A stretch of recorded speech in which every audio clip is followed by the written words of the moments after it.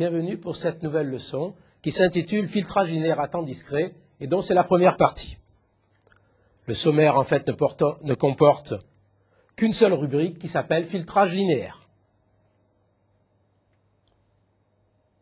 Alors d'abord nous allons donner la définition d'un filtre linéaire de façon générale. Un filtre linéaire est un système entrée-sortie tel que l'entrée xn est transformée en la sortie yn sous la forme d'un produit de convolution par une fonction h de n. C'est-à-dire que y de n est égal à h de n convolué avec x de n. Je vous rappelle que la convolution s'écrit de la façon suivante, y de n égale somme de k égale moins l'infini à plus l'infini de x de k h de n moins k. C'est d'ailleurs aussi égal à somme depuis k égale moins l'infini à plus l'infini de h de k x de n moins k. Je vous rappelle en effet que le produit de convolution est commutatif. La fonction h de n qui caractérise la boîte ici que nous allons appeler un filtre linéaire s'appelle la réponse impulsionnelle. La raison en est extrêmement simple. Si je prends pour suite d'entrée la suite xn qui est égale à 1 si n est égal à 0 et 0 si n est différent de 0, vous voyez ce que c'est? C'est la suite qui est constituée de 0, 0, 1, 0, 0, 0, qu'on peut appeler de manière assez simple une impulsion en 0. Et bien lorsque vous mettez à l'entrée ce signal particulier, vous allez obtenir en sortie un signal yn qui vaut précisément h de n, tout simplement ici en appliquant la formule de définition de la fonction de filtrage. Et donc en fait la fonction h de n s'appelle dans la littérature la réponse impulsionnelle, puisque c'est la réponse à l'impulsion de base que nous avons donnée. Évidemment, nous avons introduit des outils précédemment qu'on appelait la transformée en Z et la transformée de Fourier à temps discret, et nous allons voir que dans le cas du filtrage linéaire, ces définitions, ces outils, vont effectivement permettre l'étude, simplifier l'étude d'un certain nombre de propriétés des filtres linéaires. Alors je vous rappelle la définition de la transformée en Z, c'est grand H de Z égale somme de n égale moins l'infini à plus l'infini de h de n, z puissance moins n. Alors je vous rappelle qu'en toute rigueur, je ne l'ai pas fait ici pour ne pas alourdir les notations qui sont là, il ne suffit pas de donner h de z, il faut aussi vérifier qu'il existe un domaine de convergence non vide, c'est-à-dire un ensemble de valeurs de z tel que cette écriture ait un sens. La transformée en z de h de n, que nous avons donc définie ici, porte dans la littérature le nom de fonction de transfert. Deuxième outil que nous avons introduit, c'est la TFTD. Si nous prenons la TFTD de la réponse impulsionnelle, h de n, c'est-à-dire en fait la transformée en z sur le cercle unité, on obtient une fonction grand H de e puissance de JPF qui est égale à la somme de moins l'infini à plus l'infini de h de n et puissance moins de JPNF. Et la fonction grand H de e puissance de JPF qu'on a introduite ici et qui est la TFTD de h de n s'appelle dans la littérature la réponse impulsionnelle. En anglais, impulse response. Ou encore parfois, de manière un peu abrégée, le gain complexe. Alors, là, les propriétés importantes, parmi toutes les propriétés importantes d'un temps de filtre, la propriété peut-être la plus fondamentale, c'est celle qui concerne la stabilité. Alors, on définit la stabilité de la façon suivante, dans le cadre de ce filtrage linéaire, c'est qu'à toute entrée bornée correspond une sortie bornée. Ça veut dire quoi en pratique? Vous mettez à l'entrée un signal qui ne dépasse pas l'amplitude de 10 volts, et bien vous garantissez qu'avec votre filtre linéaire, on n'aura jamais une divergence du signal en sortie. À toute entrée bornée, sortie bornée. C'est ce que parfois les Anglais indiquent sous la forme d'un cycle qui s'écrit BI-BO et qui veut dire en fait bounded, bounded veut dire en fait borné, input, bounded, output. Donc en fait, cette propriété-là, qui est une condition absolue d'utilisation d'un filtre linéaire, c'est certainement la propriété la plus importante. Et on va voir qu'effectivement qu'avec les outils qu'on s'est donnés, on va avoir le moyen de caractériser ce problème de stabilité de façon relativement simple. Alors, je vous rappelle que nous avons introduit une notion qui était la notion de signal stable. Je vous rappelle qu'on disait qu'un signal était stable si son module était sommable. Donc on va supposer ici que c'est le cas, et on pourra montrer à titre d'exercice que cette condition est une condition nécessaire et suffisante de stabilité. Et de là la raison pour laquelle nous nous sommes intéressés précédemment à cette propriété-là, qui était que effectivement, quand une suite H de n est de modules sommables, on est sûr à ce moment-là que le filtre, si H de n est sa réponse impulsionnelle, est un filtre stable. Nous avons vu aussi un certain nombre d'autres propriétés pour les signaux, comme les signaux d'énergie finie. Alors nous allons maintenant considérer le filtrage et en fait, plutôt que de faire une théorie très compliquée, prendre effectivement deux cas de situations rencontrées en pratique. Soit on va s'intéresser à des signaux d'énergie finie, soit à des sinusoïdes éternels. Vous savez que le deuxième cas, les sinusoïdes éternels qui sont de la forme et puissance de JPF0n, ne sont pas d'énergie finie puisqu'elles sont de module égal à 1, et lorsqu'on somme 1 de moins l'infini à plus l'infini, ça diverge. Donc plutôt que de donner un cadre très général avec la théorie des distributions à la notion de filtrage, nous préférons en fait séparer en deux les problèmes de signaux, prendre d'abord le filtrage des signaux d'énergie finie et ensuite dire comment s'effectue le filtrage dans le cas des signaux qui sont des exponentielles éternelles. Alors dans le cas où les signaux sont d'énergie finie, y de n est donc donné par la convolution entre h de n et x de n moins k.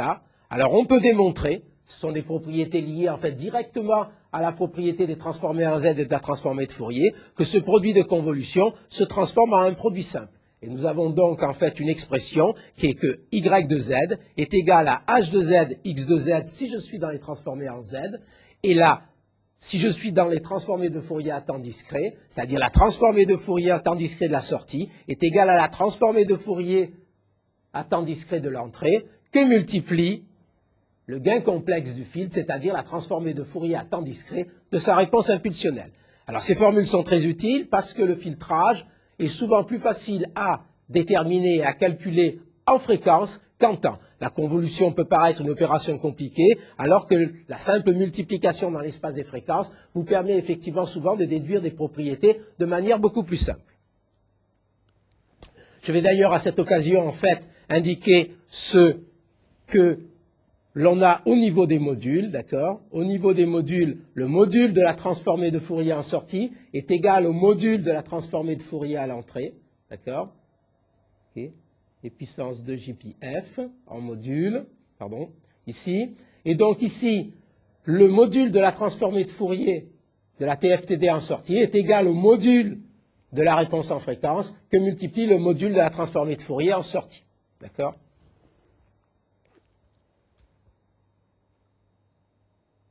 Alors maintenant, deuxième cas, nous avons vu donc le premier cas qui était le premier cas, ce qui était les signaux dits d'énergie finie, pour lequel nous avions une formule de transformation qui était effectivement xn d'énergie finie, où la formule de transformation à retenir, c'est que la TFTD en sortie est égale à la TFTD de la réponse impulsionnelle que multiplie la TFTD en entrée. Et dans le deuxième cas que nous allons considérer, nous allons prendre un signal xn qui est une simple exponentielle complexe et puissance de JPF0n. Évidemment, x de n n'est pas de module sommable ni de carré sommable. Et en fait, la seule façon de faire, c'est d'appliquer bêtement l'expression de convolution. Donc si j'ai x de n qui est égal à e puissance 2jp f0n, j'en déduis que y de n est égal à somme depuis k égale moins l'infini à plus l'infini de h de k x de n moins k. En remplaçant n moins k, x de n moins k par sa valeur, je vais avoir somme depuis k égale moins l'infini à plus l'infini de h de k et puissance 2jp f0 n moins k.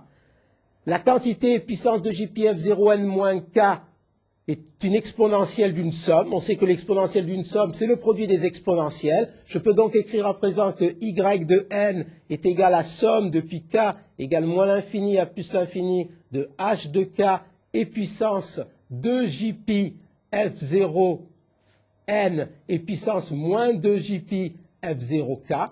Le terme ici que l'on a là ne dépend pas de K, il peut donc sortir du signe somme, et nous obtenons donc la chose suivante, et puissance 2jp f0n, que multiplie la somme de moins l'infini à plus l'infini de h de k et puissance moins 2jp f0k, et cette quantité-là, on la reconnaît, c'est la TFTD de la réponse impulsionnelle. Et donc on obtient en définitive que on a d'abord la TFTD de la réponse impulsionnelle que j'ai écrit ici, que multiplie en fait le signal xn, c'est-à-dire directement ici le signal que l'on avait à l'entrée. Donc de façon générale, on peut dire que quand on met une sinusoïde éternelle à l'entrée d'un filtre, on obtient la même sinusoïde éternelle multipliée par un coefficient qui est complexe et qui donc agit d'une part sur le module, par le module de h de f, et d'autre part sur la phase, par l'argument de grand H de f0. Donc ici, on a un résultat important. On dit parfois, de façon très mathématique, que les exponentielles complexes sont les fonctions propres des filtres linéaires. C'est-à-dire que si on met à l'entrée x de n, on obtient à la sortie x de n, mais multiplié par une simple constante qui dépend évidemment du choix de la fréquence f0. Alors par exemple, pour traiter un cas particulier, nous allons effectivement essayer de déterminer quelle est la sortie du filtre lorsque l'entrée xn est une sinusoïde réelle, c'est-à-dire grand A cosinus de pi f0n. Alors la chose est extrêmement simple, il suffit de se souvenir que le cosinus s'exprime en fonction des exponentielles complexes et que l'on peut écrire que c'est égal à A2 sur 2 et puissance plus 2jp f0n plus et puissance moins 2jp f0n, le tout en facteur. Et donc par linéarité des transformations dont nous avons parlé, il est bien évident que y de n, c'est d'abord la transformée de Fourier du premier terme, plus la transformée de Fourier du second terme. On en déduit donc que y de n est simplement égal à grand A sur 2 que multiplie grand H de e puissance plus 2jp f0 et puissance plus 2jp f0n. Ça, c'est pour la contribution du premier terme. Et le second terme, c'est A sur 2, ne pas se tromper. Ici, il y a la fréquence moins f0. Donc, c'est e puissance moins 2jp f0 et puissance moins 2jp f0n. Et donc, voilà, dans un cas particulier, comment effectivement s'exprime yn en fonction de x de n, en ayant utilisé, d'une part, l'équation de filtrage et d'autre part, la linéarité du filtrage. Alors, il est évident que si ces deux termes-là sont complexes conjugués, la formule va un petit peu se simplifier, mais dans le cas général, on a d'une part le gain complexe à la fréquence f0 que plus le gain complexe pour l'autre terme à la fréquence moins f0. Alors, une propriété aussi qui se déduit très simplement des équations que nous avons données dans le plan spectral ou dans le plan fréquentiel, ce qui est pareil au point de vue de la terminologie. Je vous rappelle que si on met en cascade de filtres, on va avoir effectivement au niveau de la transformée de Fourier des deux membres, pour le premier filtre, nous allons avoir y de z qui est la transformée en z égale h de z que multiplie x de z. Et nous allons avoir pour la deuxième partie qui est le signal v de n, un v de z qui est égal à g de z que multiplie y de z. Et on voit donc, quand on substitue y à sa valeur, on va obtenir v de z égale g de z, que multiplie h de z, que multiplie x de z. Tout se passe comme si j'avais un filtre linéaire ici par associativité de la multiplication, dont la réponse, la fonction de transfert f de z, est le produit des fonctions de transfert. Donc quand on met en cascade des filtres linéaires, il suffit de multiplier les fonctions de transfert ou de multiplier d'ailleurs les transformées de Fourier à temps discret qui ne sont rien d'autre que les transformées en z sur le cercle unité. Évidemment, cette propriété en z permet de déduire la réponse globale du filtre de bout en bout, et la réponse impulsionnelle globale du filtre de bout en bout, c'est la transformée de Fourier inverse d'un produit simple. On sait que c'est le produit de convolution, et donc la réponse impulsionnelle globale, c'est le produit de convolution des deux réponses impulsionnelles. Alors je vous rappelle ici qu'on s'intéresse beaucoup à la notion de stabilité pour les filtres linéaires et que dans le cas des fractions rationnelles, la condition de stabilité, vous vous souvenez qu'elle était très fortement liée au fait qu'il n'y ait pas de zéro sur le cercle unité, c'est-à-dire que qu'il n'y ait pas de pôle sur le cercle unité, et les pôles sur le cercle unité, ce sont les zéros du dénominateur dans le cas d'une fraction rationnelle. Et donc on a le résultat important suivant, c'est que si le filtre est un filtre dont la fonction de transfert est une fraction rationnelle de la forme h de z égale b de z sur a de z, où b et a sont des polynômes en z, alors la stabilité est équivalente, la condition de stabilité, à l'absence de pôle sur le cercle unité.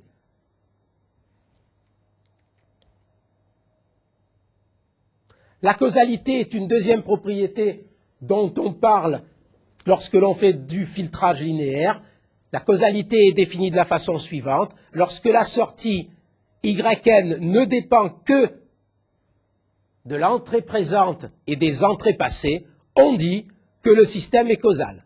Vous voyez ici que ça veut dire que y de n, qui en principe est égal à la somme de pi k égale moins l'infini à plus l'infini de h de k x de n moins k, d'accord, doit être tel que y de n ne dépende, y de n ne dépend que de x de n moins 1, etc., x de n moins p, d'accord, c'est-à-dire ça c'est le présent de l'entrée et ça c'est le passé de l'entrée, d'accord.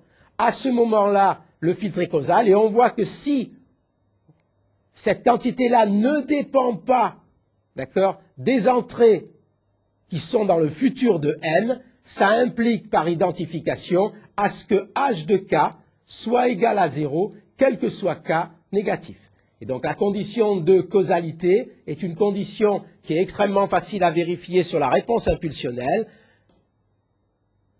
Elle est donc donnée par la réponse impulsionnelle est nulle pour les indices de cette réponse impulsionnelle qui sont strictement négatifs.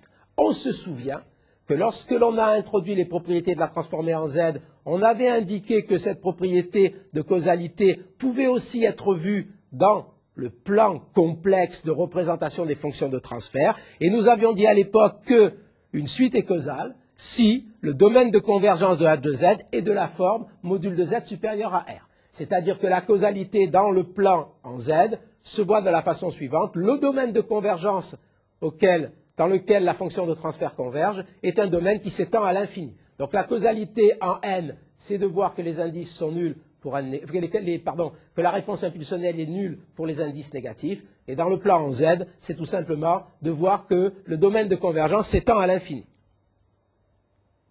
Alors évidemment, pour qu'une telle propriété puisse avoir lieu, si vous avez effectivement pour h de z une fraction rationnelle, c'est-à-dire le rapport de deux polynômes, il est bien évident que pour que cette fraction rationnelle converge, h de z converge à l'infini, il faut et il suffit que le degré du polynôme numérateur soit inférieur ou égal au degré du polynôme dénominateur. Donc cette condition-là est une condition qui assure l'existence effectivement d'un développement causal pour la fonction de transfert.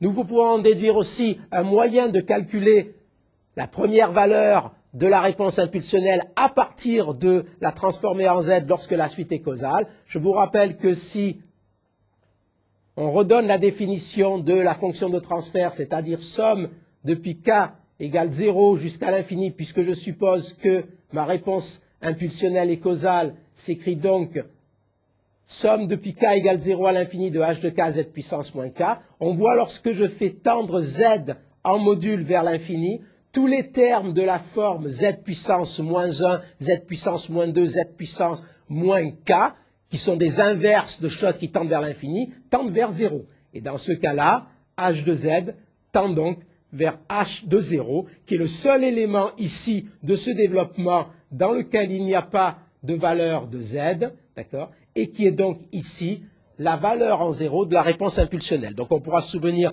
de cette formule de calcul qui est que la valeur en 0 de la réponse impulsionnelle, c'est la limite quand z tend vers l'infini de h de z. Il y a une propriété aussi qui est en fait importante lorsqu'on fait du traitement, c'est ce qu'on appelle l'invariance dans le temps. Alors dire qu'un système est invariant dans le temps, ça veut dire la chose suivante. Si l'entrée x de n donne la sortie y de n, je dessine ici, vous avez un système quelconque, okay. L'entrée c'est x de n, ça donne la sortie y de n, alors le système variant dans le temps, si lorsque je mets une entrée décalée x de n moins n0 à l'entrée, je peux garantir effectivement que j'ai en sortie la sortie que j'avais précédemment décalée de la même quantité. Alors on pourra vérifier, c'est très très simple comme nous l'avions fait sur le temps continu à partir de l'équation de convolution, qu'un filtre linéaire possède la propriété d'être invariant dans le temps. Finalement, on a la causalité, la stabilité. Qu'est-ce qui se passe quand on veut avoir les deux? Alors je vous rappelle la chose suivante, on va partir essentiellement que du cas des fractions rationnelles, c'est-à-dire que h de z est un polynôme, une fraction rationnelle de la forme b de z sur a de z, où b de z est un polynôme en z et a de z un autre polynôme en z, et on va supposer que a de z est différent de 0 pour module de z supérieur ou égal à 1. Ce qui veut dire au point de vue graphique, je vais mettre dans ce cas-là, ce qui veut dire au point de vue graphique que tous les pôles sont à l'intérieur du cercle unité. Alors représentons ces pôles à présent dans le plan complexe. Je vais prendre au hasard un nombre de pôles, par exemple, égal à 3. Vous voyez que j'ai mis ces trois pôles à l'intérieur du cercle unité, puisque c'est bien cela que j'ai supposé. J'ai supposé que mes trois pôles étaient à l'intérieur du cercle unité. À ce moment-là, je sais que si je prends pour domaine de convergence le domaine de convergence ne contenant aucun pôle et qui s'étend à l'infini, ici, qui s'étend à l'infini, j'ai un domaine de convergence qui, du fait qu'il s'étend à l'infini, correspond à une suite qui est causale, et d'autre part, comme le cercle unité appartient au domaine de convergence, cette suite Hn est stable. Et donc j'ai à la fois simultanément la causalité et la stabilité si les pôles de la fraction rationnelle sont strictement à l'intérieur du cercle unité. Donc on se souviendra que lorsqu'on parle d'un filtre linéaire qui a une fonction de transfert qui est une fraction rationnelle, si on veut avoir simultanément la causalité et la stabilité, il faut que tous les pôles soient à l'intérieur du cercle unité. Et à ce moment-là, de fait, on prend comme domaine de convergence l'ensemble des nombres complexes tels que module de z est supérieur ou égal au module du pôle de plus grand module. J'insiste bien sur le fait que, pour qu'il y ait stabilité, il suffit qu'il n'y ait pas de pôle sur le cercle unité. Auquel cas, s'il n'y a pas de pôle sur le cercle unité, il existe un domaine de convergence non vide qui contient le cercle unité et qui donne une réponse stable. Malheureusement, cette réponse, en règle générale, sera non causale. Alors maintenant, on va s'intéresser à une nouvelle propriété qu'on appelle la phase minimale. Alors on dit que le filtre de fonction de transfert B de z sur A de z est à phase minimale si tous les zéros à présent sont à l'intérieur du cercle unité. C'est-à-dire si B de z est différent de 0 pour module de z supérieur ou égal à 1. Alors pour comprendre l'intérêt de cette propriété, on va regarder ici un filtre très particulier qui s'écrit de la forme g de z, considérons donc le filtre de fonction de transfert g de z, égale z puissance moins 1 moins b étoile sur 1 moins b z moins 1. Et on va supposer, pour simplifier par exemple, que module de b est inférieur à 1. Alors si maintenant on reprend l'expression de g de z en multipliant haut et bas par z pour faire apparaître les polynômes, nous allons avoir 1 moins b étoile de z, j'ai multiplié le numérateur par z, je multiplie donc le dénominateur par z, et ça va me faire donc z moins b. Je m'aperçois que le polynôme numérateur a une racine qui est z0 égale 1 sur b étoile, ça correspond au 0 de g de z. Et deuxièmement, il y a un pôle P0 qui est la racine du polynôme dénominateur, et le racine du polynôme dénominateur est égal à b, et qui donne donc le seul pôle de g de z. Donc cette fonction a un 0 et un pôle, et nous les avons représentés ici dans le plan complexe. Le pôle, je l'ai mis ici, il correspond à la valeur b que je supposais pour simplifier de module inférieur à 1, et le 0, qui est de l'autre côté en 1 sur b étoile, se trouve en fait sur le même rayon vecteur que b, mais avec ici des modules qui sont inverses l'un de l'autre. Alors nous allons montrer une propriété de ce filtre, et la propriété de ce filtre, en fait, est à l'origine du nom qu'il porte. Alors je vais calculer la fonction de transfert sur le cercle unité, c'est-à-dire pour z égale e puissance de jpf, et je vais avoir effectivement ici 1 moins b étoile e puissance de jpf, je remplace donc z par e puissance de jpf, sur e puissance de jpf moins b. Alors pour effectivement maintenant faire le calcul, je vais aller un peu plus loin en mettant en facteur e puissance 2jpf. Donc je vais avoir ici e puissance 2jpf au numérateur, et je vais avoir donc e puissance moins 2jpf moins b étoile sur e puissance 2jpf moins b. Et alors on remarque une chose, c'est que la quantité qui est ici est un nombre imaginaire pur, une exponentielle complexe d'un nombre imaginaire pur, c'est-à-dire un nombre de modules égal à 1.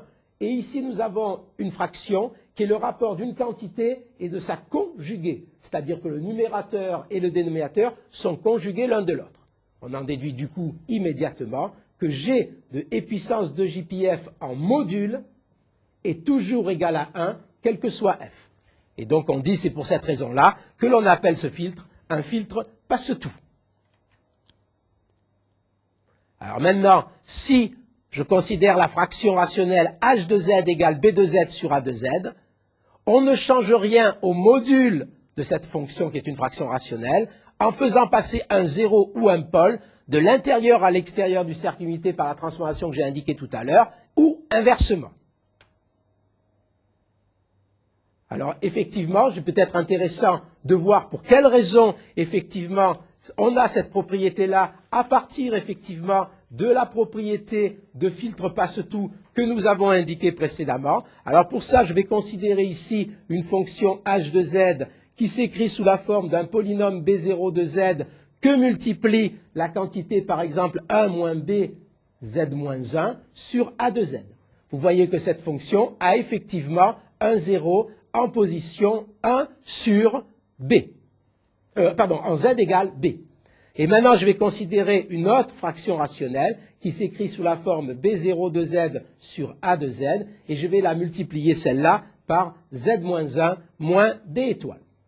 Et on s'aperçoit d'une chose, c'est qu'en faisant le calcul, en substituant b0 de z sur a de z de ici vers ici, je vais obtenir une expression extrêmement simple qui est que f de z est égal à h de z que multiplie z moins 1 moins b étoile sur 1 moins b z moins 1 et qui est précisément la fonction que nous avons vue tout à l'heure. Alors vous voyez qu'ici, entre h de z et f de z, on a switché l'un des zéros. Tous les autres zéros et tous les autres pôles sont les mêmes. Je n'ai fait que commuter ce zéro qui est ici en position B à un autre zéro en position 1 sur B étoile. Et en faisant cela, j'ai une relation entre f et h qui s'établit de la manière suivante.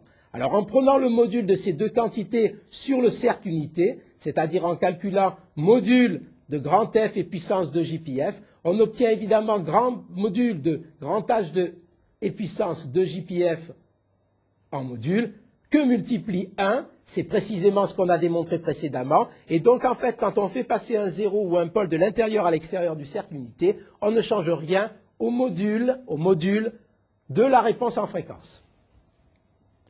Mais la face par contre, elle, est énormément modifiée. Alors maintenant, considérons le problème suivant. Vous avez effectivement un nombre de pôles, ici que je mets au hasard, 3 pôles et 2 zéros, d'accord, ici, au hasard. Vous avez vu que quand on commute des pôles de l'intérieur à l'extérieur du cercle unité, on ne change rien à la réponse en fréquence, et donc rien ne m'empêche de ramener tous les pôles et tous les zéros à l'intérieur du cercle unité si je me contente effectivement de ne conserver que le module de la réponse en fréquence. Et donc, parmi toutes les situations possibles, considérons donc un ensemble maintenant ici de Q0 et de P-pôles. On peut associer à cet ensemble de Q0 et de P-pôles toutes les combinaisons à l'intérieur et à l'extérieur, c'est-à-dire 2 puissance P sur Q fonctions rationnelles, qui ont toutes le même gain. Alors, si je mets tous les pôles à l'intérieur du cercle unité, je vais garantir que la réponse en fréquence est stable et causale. Et si je mets en plus tous les zéros à l'intérieur du cercle unité, je vais donc figer la solution, je vais avoir un filtre à phase minimale. Et souvent, quand on détermine des filtres par des fractions rationnelles, ce que l'on fait, c'est effectivement calculer la position des pôles et des zéros et ramener ces pôles et ces zéros tous à l'intérieur du cercle unité de manière à caractériser de manière unique le module de ce filtre et d'avoir simultanément une situation d'une réponse impulsionnelle stable et causale et un filtre à phase minimale. Alors on montre en fait que parmi tous ces filtres, celui qui est à phase minimale, c'est-à-dire celui qui a le même gain que tous les autres, mais dont tous les pôles et tous les zéros sont à l'intérieur du cercle unité, est celui qui répond le plus rapidement. Alors le plus rapidement, pour vous donner souvent un exemple que l'on prend, mais je ne l'ai pas vérifié, c'est qu'en fait, quand le système n'est pas à minimum phase, il peut partir en sens inverse du fait que la réponse est très longue. Vous envoyez effectivement à l'entrée un signal comme ça. Si le système n'est pas à minimum phase, il peut commencer à faire comme ceci avant d'atteindre le niveau utile que l'on a commandé en sortie. Et du fait que ici, sur cette entrée E de n, on voit apparaître cette sortie S de n beaucoup plus tard, on peut partir en sens inverse, et ça dans certains dispositifs qui ne sont pas à minimum phase, du fait qu'il y a un grand retard à la réponse vers l'objectif final, et bien on peut avoir une réponse en sortie qui part en sens inverse de ce que l'on souhaite vraiment. Alors je reprends les équations récurrentes. Relation récurrente. Alors on va établir la relation entre les équations récurrentes et les filtres à fonction de transfert rationnel. Je vous rappelle que une équation récurrente s'écrit de la forme y de n plus a1 yn de n-1 plus etc. ap y de n-p égale b0 de xn plus b1 de xn-1 etc. plus bq de xn-q. Vous savez qu'en utilisant très simplement la propriété de retard et la propriété de linéarité de la transformée en z, qu'on peut déduire la fonction de transfert de ce système où x de n était l'entrée et où y de n était la sortie.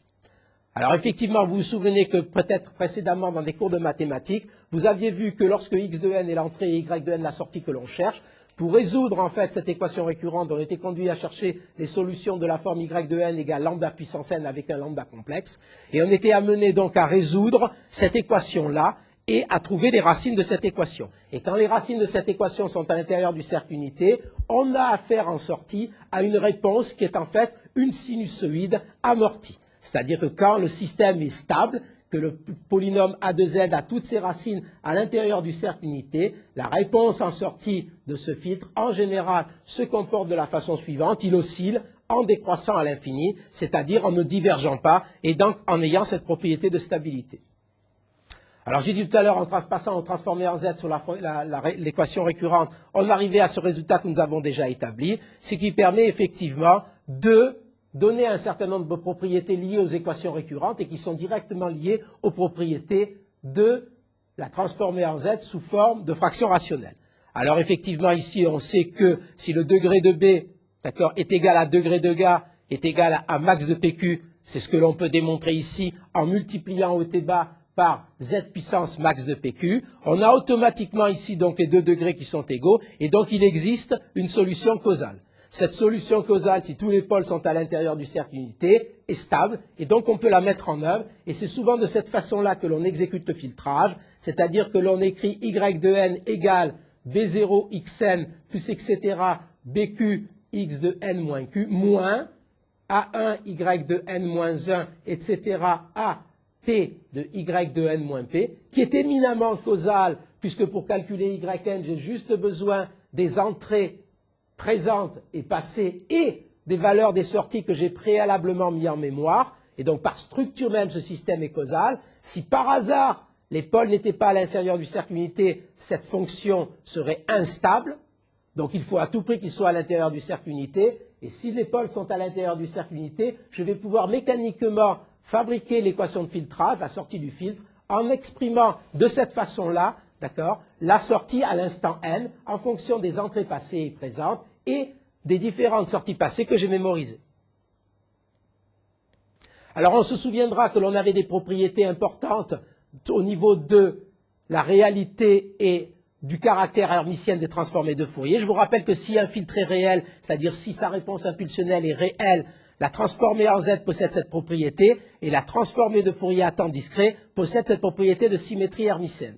De façon générale, si un filtre est réel, les coefficients, puisque l'équation récurrente est réelle, les coefficients du polynôme A de Z et du polynôme B de Z sont réels, ce qui fait que les pôles et les zéros marchent, puisque les coefficients sont réels, par paire de complexes conjugués, et nécessairement, on va avoir des pôles et des zéros qui se répartissent dans le plan complexe sous forme de deux nombres qui sont complexes conjugués, c'est-à-dire qui ont la même partie réelle et qui ont des parties imaginaires. Ici, par exemple, c'est imaginaire de Z et ça, c'est réel de Z. Et on a des parties imaginaires qui sont opposées. Et donc, effectivement, on a une vision rapide, en fait, du fait que le système est réel. C'est la position des pôles dans le plan complexe. Ce sont des pôles qui se répartissent de part et d'autre de l'axe OX avec effectivement des pôles et des zéros complexes conjugués. Alors en fait, dans les types de filtrage, on a disons deux types de filtres qui jouent en fait des rôles très différents dans leur utilisation et qu'on appelle d'une part les filtres à réponse impulsionnelle finie. Il s'agit de l'équation récurrente égale B0 xn plus etc. bq xn moins q, auquel cas la réponse impulsionnelle h de n, c'est précisément de par identification avec la convolution les valeurs de bn pour n positif ou nul et n inférieur ou égal à q-1 et 0 sinon. C'est-à-dire que la réponse impulsionnelle est différente de 0 sur un ensemble fini de valeurs de n. De là le terme réponse impulsionnelle finie, RIF, donc filtre à réponse impulsionnelle finie. En anglais, c'est FIR pour Finite Impulse Response. Dans le deuxième cas, c'est les filtres effectivement qui ont non seulement une première partie qui correspond à la partie des entrées x de n, mais aussi celles qui bouclent sur les sorties y de n-1, y de n-q par l'intermédiaire de l'équation récurrente que je rappelle ici. Et dans ce cas-là, on va avoir une réponse impulsionnelle qui est infinie. C'est-à-dire que la réponse impulsionnelle h de n, dont je ne donne pas l'expression ici parce qu'on la verra ultérieurement dans des cours où on en aura davantage besoin qu'ici, cette réponse h de n est de portée infinie et différente de 0 pour n aussi grand que l'on veut. De là le terme réponse impulsionnelle infinie, RII, qui se dit en anglais IIR comme Infinite Impulse Response. La conséquence est qu'un filtre RIF qui n'a pas de dénominateur puisque le seul élément de sa réponse impulsionnelle c'est h de n pour n compris entre 0 et q-1, ce filtre-là a une transformée en z qui est un polynôme, et sa fonction de transfert est donc un polynôme, et comme c'est un polynôme, c'est-à-dire que le polynôme dénominateur correspondant d'ailleurs à la partie en yn-1 est égal à 1, ce polynôme dénominateur, qui vaut 1, induit qu'il n'y a pas de pôle dans un filtre à réponse impulsionnelle finie, et donc il est inconditionnellement stable. Alors pour réaliser maintenant un filtre analogique, c'est en fait un souci que l'on a. On part en fait d'une situation qui est un filtre à réponse impulsionnelle en temps continu, un signal à temps continu en sortie. Et ce que l'on aimerait bien, c'est fabriquer de façon numérique les échantillons obtenus en sortie lorsque l'on a à l'entrée ce signal à temps continu et que l'on veut ici reproduire ce que ferait ce filtrage à temps continu de réponse impulsionnelle H indice A de t. Donc en fait le problème c'est comment fabriquer les échantillons de YA de n à partir de ceux de XA de t. Alors il est facile de montrer la chose suivante, c'est que ici YA de f, de par les formules transformées de Fourier à temps continu, est égal au produit des transformées de Fourier de la réponse impulsionnelle du filtre à temps continu et de la transformée de Fourier du signal d'entrée. Il s'ensuit que si XA de f est égal à 0 pour module de f supérieur à b, il en est de même de YA de f, puisque ici, là où ça vaut 0 ici, et c'est là souvent où la représentation fréquentielle est plus facile à lire, il s'avère ici que cette quantité-là va être aussi nulle pour module de f supérieur à b. Alors, le filtre que l'on a maintenant en numérique à réaliser est le filtre qui est donné, vous le montrerez à titre d'exercice, de la façon suivante. La réponse impulsionnelle, la transformée de Fourier à temps discret du filtre numérique est égale à la transformée de Fourier du filtre à temps continu dont on a modifié l'échelle des fréquences et qu'on limite à la bande moins b plus b où b est égal à grand B sur Fe. Alors on s'en souviendra que la règle de construction est la suivante. On limite donc pour fabriquer le filtre à l'intervalle, on limite à l'intervalle moins Fe sur 2 plus Fu sur 2 la fonction de filtrage à temps continu que l'on veut réaliser.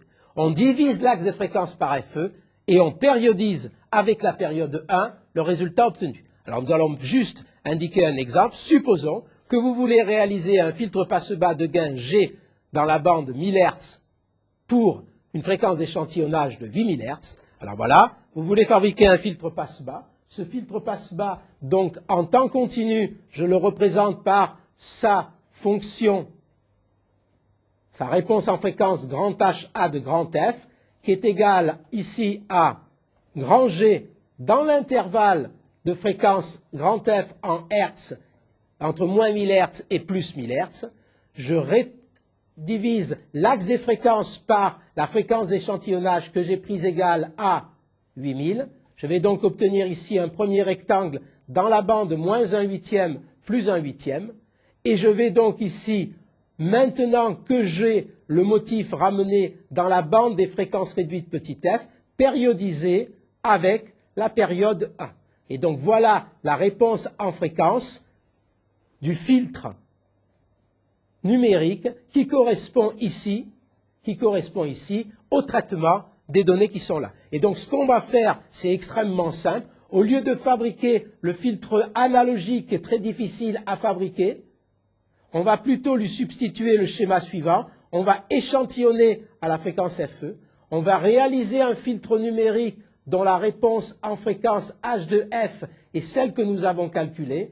Et à la fin, si on veut retrouver le signal ici, on va mettre ici un convertisseur numérique analogique qui va redonner le signal YA de T que l'on aurait obtenu ici si on avait effectivement utilisé le signal XA de T sur le filtre à temps continu que l'on a ici. Et bien ici, on a une structure du coup qui est numérique complètement et qui permet de réaliser des filtres dont la fonction de transfert est beaucoup plus compliquée que celle que l'on savait faire en analogique, puisqu'il suffit ici de fabriquer le gabarit du filtre que l'on veut réaliser au point de vue numérique et de travailler directement sur les signaux échantillonnés. Donc là, on va peut-être voir rapidement la démonstration. Et on va voir ici ce qui se passe lorsque on filtre le signal qui est ici. Alors vous voyez ici, j'ai un signal numérique en fait qui sont en fait des taches solaires. Elles sont représentées ici au cours du temps alors qu'elles ont été relevées à raison de un échantillon par mois, c'est-à-dire que là vous avez 50 échantillons, ça correspond à 50 mois d'observation. Et là j'ai réalisé un filtre moyenneur, c'est-à-dire un filtre dont la réponse impulsionnelle H de n est égale à 1 sur n pour n allant de 0 à n-1 et 0 sinon. C'est-à-dire qu'elle réalise yn égale 1 sur n, somme de 0 de petit n égale 0 à n-1 de x de n-k, k égale 0 à n-1, x de n-k. C'est-à-dire ça réalise tout simplement ce que vous feriez si vous faisiez une moyenne sur les valeurs, les grands n-1, une dernière valeur. C'est-à-dire que là, ce que l'on a fait, c'est réaliser au cours du temps la moyenne entre les grands n dernières valeurs. Et quand on réalise la moyenne sur les grands n dernières valeurs, ce que l'on obtient évidemment, c'est un filtre par filtrage passe-bas, c'est un filtre beaucoup plus lisse, un signal beaucoup plus lisse que le signal de départ, puisque j'ai supprimé des hautes fréquences. Cette leçon est terminée. Je vous rappelle que vous pouvez, pour plus d'informations, vous connecter au site NetUno et cliquer sur MetNetU. Je vous remercie de votre attention.